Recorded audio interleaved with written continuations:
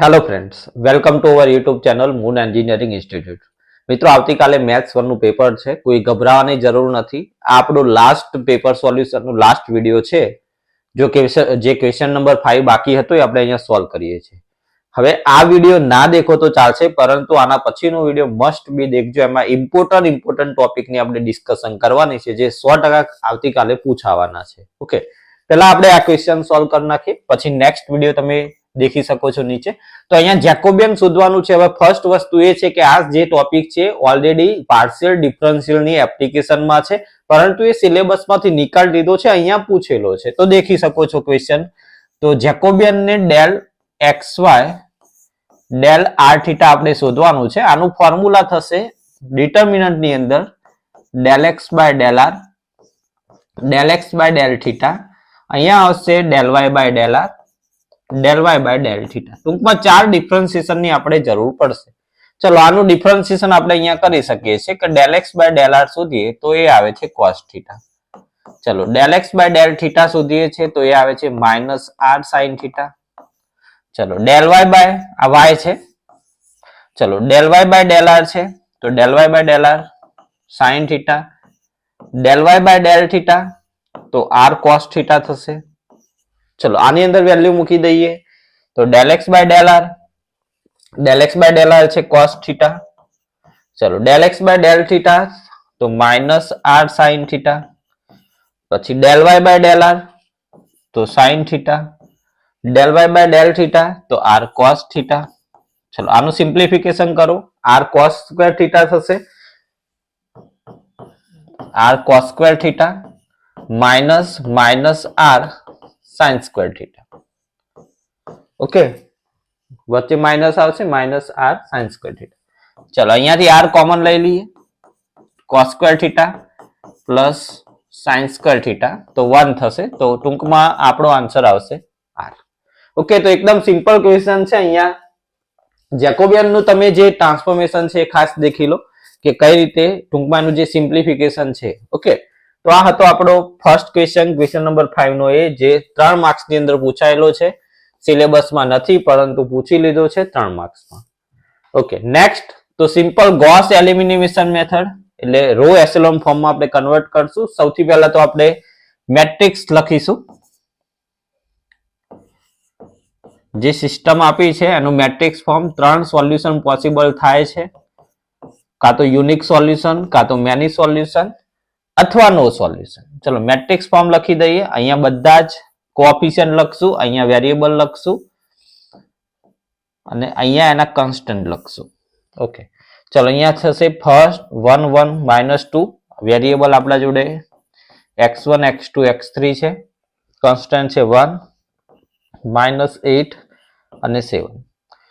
ચલો, 2 અહીંયા છે -3, 2 -3 1, એના પછી 3 1 4, 3 1 4 આ રીતનું છે. ચલો, મેટ્રિક્સ ફોર્મ લખી દીધો. હવે આનું આપણે ઓગમેન્ટેડ મેટ્રિક્સ ફોર્મ લખીએ. તો ઓગમેન્ટેડ મેટ્રિક્સ ફોર્મની અંદર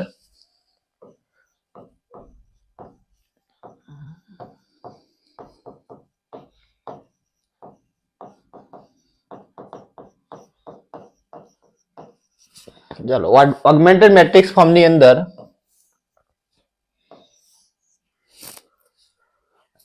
1 1 -2 1.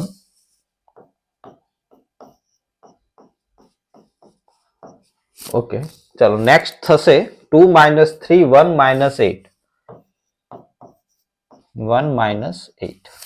ચલો, નેક્સ્ટ 3 1 4 7, તો 3 1 4 7. ચલો, સૌથી પહેલા 1 છે, એના નીચે 0 કરવાનું છે. તો આપણે અહીંયા કયું યુઝ કરીશું? તો R2 -2 R1, R3 -3 R1.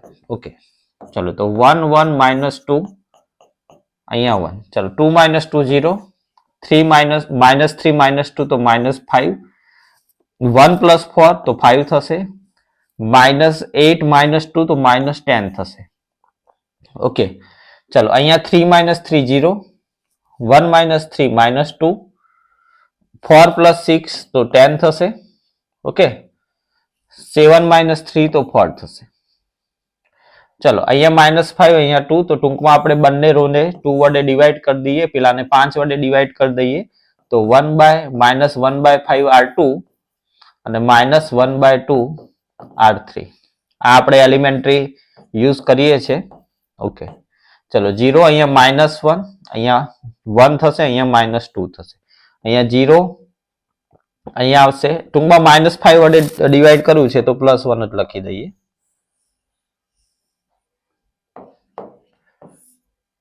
Okay, ચલો તો 0 1 -1 અને 2, અહીંયા 1, અહીંયા આવશે -5, ઓકે, અને -2. ઓકે, ચલો એના પછી નેક્સ્ટ આપણે લઈ લઈએ, જોડે જ લખી દઈએ. ઓકે, ચલો નેક્સ્ટ આપણે લઈશું એલિમેન્ટરી R3 - R2, કારણ કે આ જે લીડિંગ 1 આવ્યો છે આ લીડિંગ 1 છે, આ લીડિંગ 1 ની નીચે 0 કરવાનું છે, તો 1 1 -2 1, ચલો 0 1 -1 2, ચલો લાસ્ટમાં 0 0 -5 -1 એટલે -4 થશે, ચલો -2 -4 થશે. ચલો લાસ્ટમાં -1/4 વડે ડિવાઈડ કરીએ, -1/4 R3, 1 1 -2 1, 0 1 -1 2, 0 0 1 1. ઓકે, તો રો એચેલોન ફોર્મમાં આવી ગયું છે. ચલો કરસ્પોન્ડિંગ સિસ્ટમ ઓફ ઇક્વેશન લખી દઈએ. Corresponding system of equation. ચલો આમાં આવશે પહેલા તો x3 બરાબર 1 થશે. ચલો એના પછી x2 - x3 બરાબર 2 આવે છે, તો x2 બરાબર 2 + x3 એટલે કે 2 + 1 એટલે કે 3 આવશે, તો x2 બરાબર 3 આવે છે. ઓકે, ચલો એના પછી next x1 + x2 - 2x3, 2 -2x3 આવે છે કઈક 1. ચલો આમાંથી x1 ને સબ્જેક્ટ બનાવીએ તો 1 + 2x3 - x2, તો 1 + 2x3, x3 છે 1, x2 છે 3, તો 3 - 3 0 આવે છે. ટૂંકમાં ગિવન જે સોલ્યુશન છે યુનિક સોલ્યુશન છે અને given system is consistent. given system is consistent. આગળના ઘણા બધા ક્વેશ્ચન પેપર ની અંદર આપણે સોલ્વ કરેલું છે. ઓકે, તો કોઈ ભૂલ હોય તો તમે કરેક્શન કરી શકો છો. ઘણી વખતે એવું થતું હોય કે માઇનસ પ્લસ ની ભૂલ થાય જ, મેથ્સ છે થશે, ઘણા બધા પેપરમાં મારી ભૂલ થશે, તમારી બી ભૂલ થતી હશે, તો એ કરેક્શન કરી લેવાનું છે. મેચ્યોર છો, જાતે સમજી લેવાનું. ઘણા બધાની કોમેન્ટ આવતી હોય છે કે અહીંયા આવશે, તો એવું નાની નાની વસ્તુ ભૂલ થતી હોય તો નો પ્રોબ્લેમ, તમે ધ્યાન દોરો છો, સારી વસ્તુ છે, પણ તમારાથી પણ એ ભૂલ ના થાય એનું વધારે ધ્યાન રાખજો, એ ખાસ ઇમ્પોર્ટન્ટ છે. ચલો નેક્સ્ટ, એટલે કે ટૂંકમાં આજે આપણો ક્વેશ્ચન હતો. આ ક્વેશ્ચન આપણો કેટલા માર્ક્સનો છે? 4 માર્ક્સનો છે. ઓકે, ગોસ એલિમિનેશન મેથડ છે. અગર અહીંયા ગોસ જોર્ડન પૂછ્યું હોય તો રિડ્યુસ રો એચેલોન ફોર્મમાં કન્વર્ટ કરવાનું છે. ઓકે, ચલો નેક્સ્ટ છે સ્કેચ ધ રિજન. આનું રિજન સ્કેચ કરવાનો છે. તો દેખો, સૌથી પહેલા તો ગિવન શું છે? ગિવન છે આ x ના ફોર્મમાં લિમિટ છે, એટલે y ની લિમિટ હશે, તો y બરાબર √x2, y બરાબર 2. અહીંયા આનો મતલબ આવો થાય, બે બાજુ સ્ક્વેર કરીએ તો y² બરાબર x. ટૂંકમાં અહીંયા પેરાબોલા છે. અને બીજી લિમિટ છે x ની લિમિટ છે, x બરાબર 0 to x બરાબર 4. ખબર કઈ રીતે પડે કે આ x ની લિમિટ છે? તો ઓલવેઝલી યાદ રાખવાનું કે x ના ફોર્મમાં જે લિમિટ હોય, આ જે લિમિટ છે x ના ફોર્મમાં, એ ઓલવેઝલી y ની લિમિટ હોય, અને જો y ના ફોર્મમાં લિમિટ હોય એ ઓલવેઝલી x ની લિમિટ હોય. એટલું ધ્યાન રાખવાનું. ચલો તો આ ગિવન ઓર્ડર ડ્રો કરવાનો છે, ડ્રો કરી દઈએ. y² બરાબર x છે, એટલે કે y બરાબર √x2, y બરાબર 2 અને x બરાબર 0 to x બરાબર 4. ચલો ગિવન ઓર્ડર છે એ અહીંયા હું ડ્રો કરી દઉં છું, જે આપણને ક્વેશ્ચનમાં પૂછેલો છે.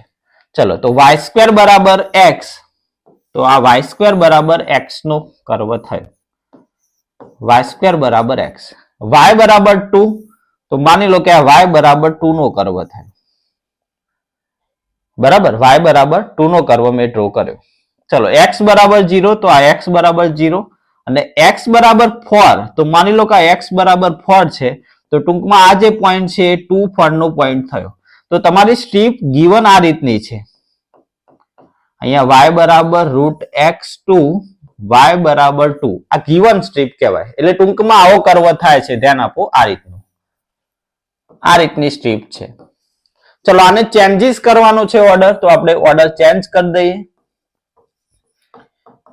Changing the order. ચલો ઓર્ડરને આપણે ચેન્જ કરી દઈએ. ચલો ઓર્ડરને ચેન્જ કરીએ તો સ્ટ્રીપ હવે આપણે એક્સ ના પેરેલલ ડ્રો કરવાની થશે. એટલે થોડી વ્યવસ્થિત ડ્રો કરીએ એટલે તમને ખ્યાલ આવે. ચલો એક્સ ને પેરેલલ સ્ટ્રીપ ડ્રો કરીએ આપણે. તો અહીંયા એક્સ બરાબર 0 છે, અહીંયા એક્સ બરાબર વાય સ્ક્વેર થશે અને વાય ની લિમિટ 0 થી અહીંયા વાય ની લિમિટ 2 છે. તો ચેન્જિંગ ઓર્ડર છે એ હું નેક્સ્ટ સ્ટેપમાં લખું છું.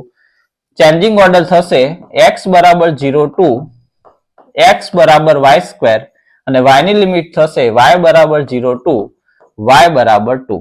ફંક્શન શું છે દેખી લઈએ. તો અહીંયા જેવું આ રીતે લખવાનું, વાય બરાબર 0 2, વાય બરાબર 2, એક્સ બરાબર 0 2, સોરી એક્સ બરાબર 0 2, એક્સ બરાબર વાય સ્ક્વેર. ફંક્શન કઈક છે 1/y³ પ્લસ 1. અહીંયા dx dy આવશે. હવે ઇન્ટિગ્રેશન પહેલા એક્સ ના રિસ્પેક્ટમાં થશે, પછી આપણે વાય ના રિસ્પેક્ટમાં કરશું. ઓકે, ચલો એક્સ ના રિસ્પેક્ટમાં તમારે પહેલા ઇન્ટિગ્રેશન કરવાનું છે. તો 0 થી 2, 1/y³ પ્લસ 1, dx નું ઇન્ટિગ્રેશન x થશે, lower limit 0, upper limit y square. અહીંયા આવશે dy. ઓકે, ચલો અપર લોઅર લિમિટ મૂકી દઈએ. તો 0 to 2, અહીંયા 1/y³ પ્લસ 1, અહીંયા આવશે y square minus 0 dy. Okay, નીચેલાનું વિકલન ઉપર અરેન્જ થઈ જશે. ઉપર 3 નથી, 3 અરેન્જ કરી નાખીએ. 1/3, અહીંયા 3y સ્ક્વેર. ચલો નીચેલા ફંક્શનનું વિકલન ઉપર અરેન્જ થાય છે. તો અગર નીચેલા ફંક્શનનું વિકલન ઉપર અરેન્જ થતું હોય તો આનું જે ઇન્ટિગ્રેશન છે એ થશે log નીચેલું ફંક્શન. ઓકે, તો આનું ઇન્ટિગ્રેશન થશે 1/3 log y³ પ્લસ 1. લિમિટ છે 0 થી 2. ચલો 2 મૂકીશું તો અહીંયા આવશે 1/3 log 2 નો ક્યુબ 8 પ્લસ 1 log 9. 0 મૂકશો તો log 1 થશે, log 1 0 થશે. તો ટૂંકમાં 1/3 log 9 ફાઇનલ આન્સર આવશે. તો 1/3 log 9 આપણો ફાઇનલ આન્સર આટલો આવશે. log 9 નો 3 નો સ્ક્વેર કરવો હોય તો કરી શકો. તો 2/3 log 3 પણ તમે આન્સર લખી શકો છો. તો આ હતો આપણો ક્વેશ્ચન નંબર જે 5 છે એનો C 7 માર્ક્સ નો છે. ચેન્જ ઓફ ઓર્ડર પૂછાશે. ઓકે, તો આ આપણો જે પાર્ટ બાકી હતો પાર્ટ નંબર 7 હશે. તો આનો જે વારનો ક્વેશ્ચન છે હવે તમે સેલ્ફ રીતે કરજો. ટાઈમ આપણા જોડે ઓછો છે. મેક્સિમમ આપણે ટ્રાય કર્યો છે બધા જ પેપર સોલ્યુશન કરવાનો. કોઈ જગ્યાએ મિસ્ટેક રહી ગઈ હશે. હવે ઇમ્પોર્ટન્ટ આના પછીનો જે વિડીયો છે ખાસ દેખજો. ઓકે.